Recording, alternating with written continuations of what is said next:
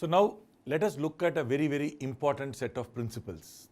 This principle, we have been using it already. It is called the principle of homogeneity.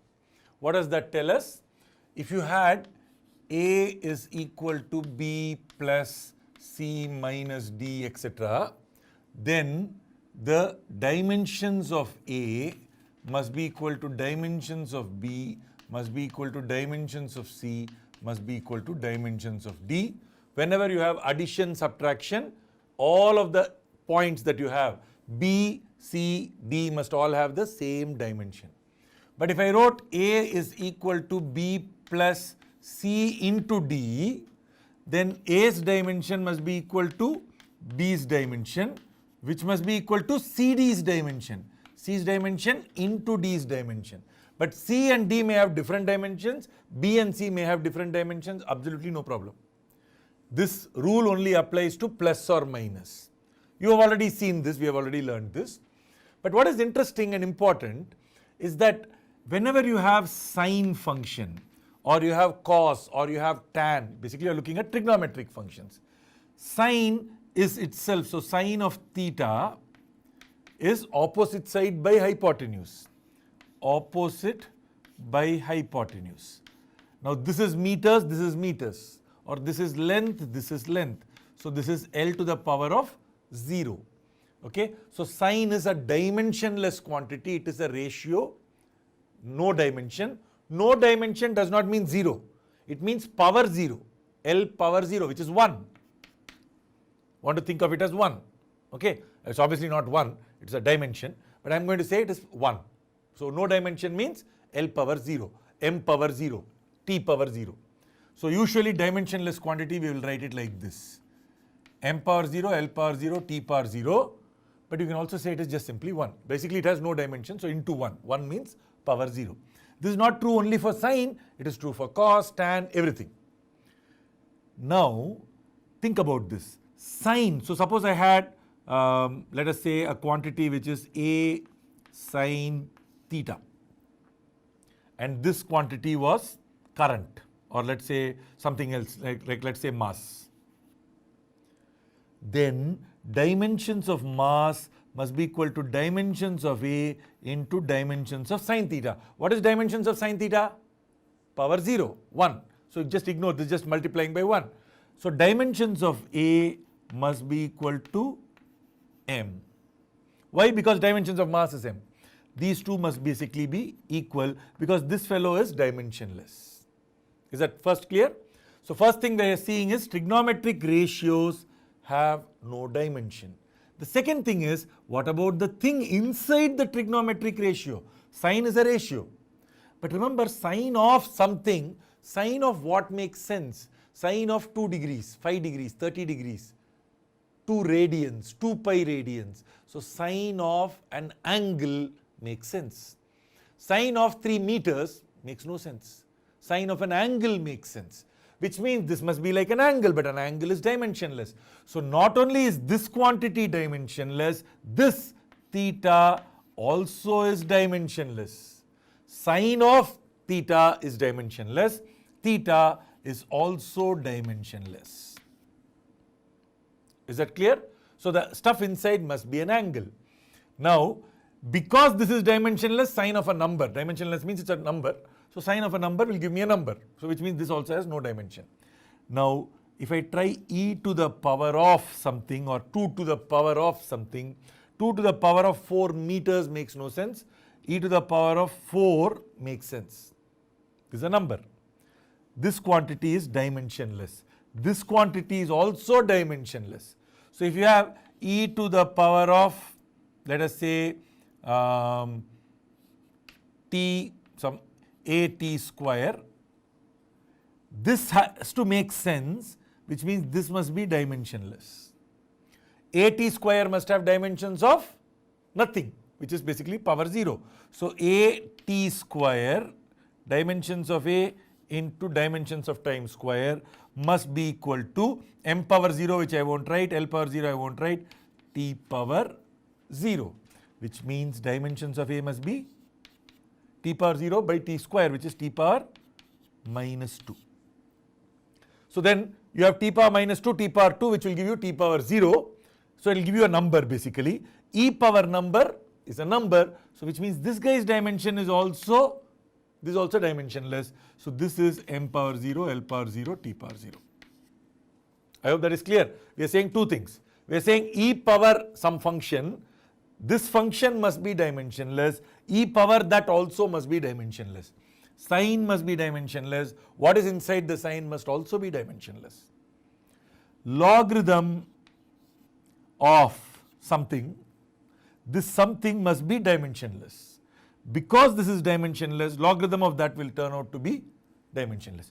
You need it because otherwise you can't talk about many of these functions. Functions are, it's a function of a number, function of an angle. Okay, it is not function of 5 meters. Therefore, you cannot have that stuff with meters there. It must be dimensionless inside. It's a number. So now we are taking sign of that number. So that's also a number. So that's also dimensionless. I hope that is clear. Now here is a very nice application of this question. It's a nice real application. Okay.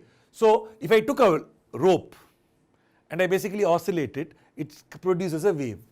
Now this wave travels at a particular speed and the displacement of the wave. So for example, if I make this oscillate, after some time it's going to do that.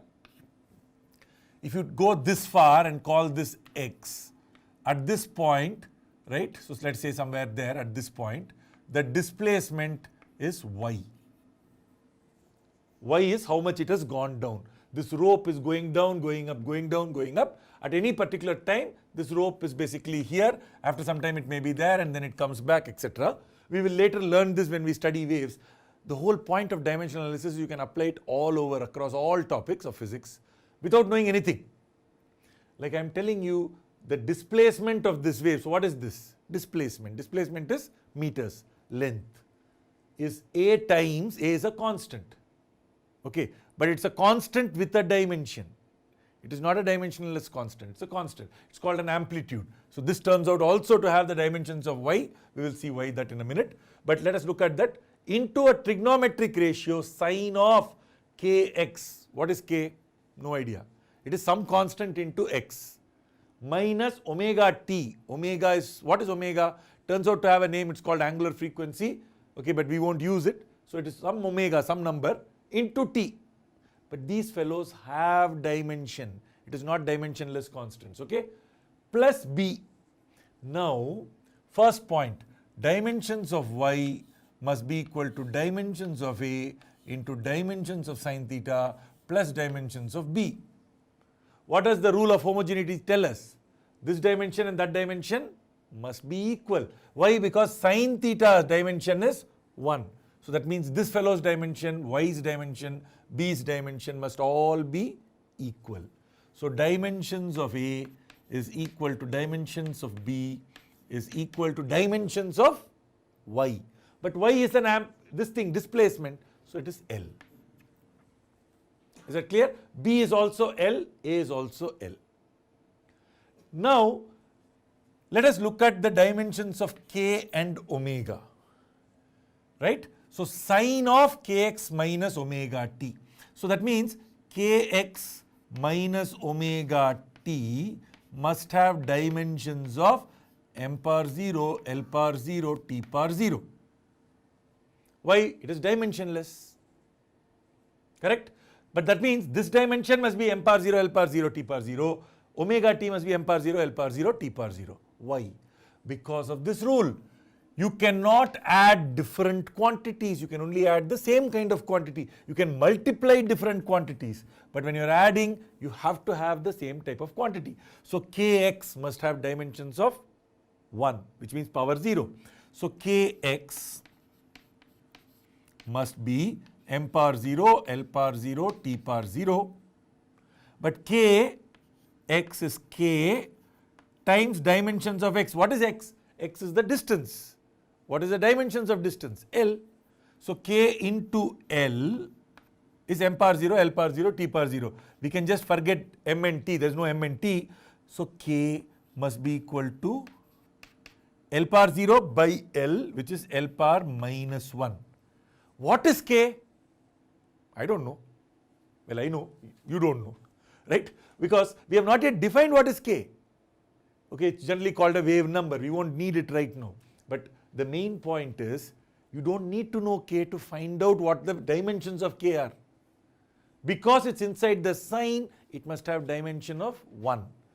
Because this must have dimension of 1, k, L power whatever, this is L, together must give me L power 0, which is 1. So that means k must be equal to 1 by L, which is L power minus 1. So that's what we have got. Dimensions of k is L power minus 1. Value of k I don't know, but dimensions of k L power minus 1. Same way, dimensions of omega must be equal to, we can take this as 1 divided by t, so t power minus 1. Because every time I won't be doing m power 0, L power 0, t power 0, I'll just say this is 1. So 1 divided by t, so omega t, so here omega t must be equal to 1, omega must be 1 by t dimensionally, so 1 by t power, t must be t power minus 1. Now, let us say that you learned that the speed of the wave depends on k and omega. It is true. But how k and omega? Is it k into omega? Is it k by omega, omega by k, k square, omega square? We don't know. We need to find out. Okay, but if v depends on k and omega, I can write v is some constant c. Usually I've been using k, but here k itself has dimensions, so that's not the constant. So I'll say constant c into k to the power of a into omega to the power of b. Is that okay? Now this means the dimensions of v must be dimensions of this. So I can write dimensions of v is dimensions of k to the power of a into dimensions of omega to the power of b. Correct? But what is v? Speed. Speed is meters per second. Length by time, L t power minus 1. What is k? K was L power minus 1. L power minus 1 power a, so L power minus a. Omega is t power minus 1, so it is t power minus b. And then if you just compare, you can see a must be equal to minus 1, a must be equal to minus 1, b must be equal to, minus b is minus 1, so b must be equal to 1. Therefore, I can directly write what the formula for v is. So I'll write v is equal to some constant c, k power a, so k power minus 1, so that's 1 by k, omega power b, b is 1, so it is constant into omega by k. Do you know what the actual formula for the speed of a wave is? It is just simply omega by k. What is the constant? 1. That I can't find using this approach. But I can find that it must be constant times omega by k. You know it is not k by omega. You know it is not omega into k. You know it's not omega square by k square. None of those things are possible. But constant times omega by k is possible. It could have been 2 times omega by k, 7 times omega by k, or just simply omega by k. It turns out that the actual formula is omega by k. So I hope that is clear. So what have we done here? We have learned a principle of homogeneity that we also saw earlier, that if you had a lot of terms, each term must have the same dimension, and then you can basically look at equating it. We also saw that if you had sine theta or sine of some function in one of these expressions like that, the sine itself, the part, has no dimension. If you had e power a function, no dimension. If you had logarithm of a function, no dimension. And whatever was inside that function, so for example like f of x, whatever is inside must have no dimension. Now don't assume that this is true for all cases. It's true for sine, log, tan. It is also true for e power, right? Is it true for just something which is a power? So suppose you say something power 5. No, because, so for example, if I have x power 5, now the dimensions of this will be this power 5. So that is definitely possible, that is not, that's okay. But if you had sine of a function, this is an angle, so this is dimensionless, this is also dimensionless. Logarithm makes sense only if you have a number, so this is dimensionless, that is also dimensionless. E power, this has to be dimensionless, the whole thing has to be dimensionless. And we can use it. So for example, in this case, this fellow's dimension must be equal to this dimension because sine has no dimension. and B is an addition. So that means this must have the same dimension as A, which must have the same dimension as Y. This must be dimensionless, so that tells me what K and omega are. Therefore, I can use that to find the speed of the wave. So there are so many things that you can do with dimensional analysis. The best thing to do is to now practice a whole bunch of questions. So look at the solutions and then try out new questions where you can apply these kinds of ideas.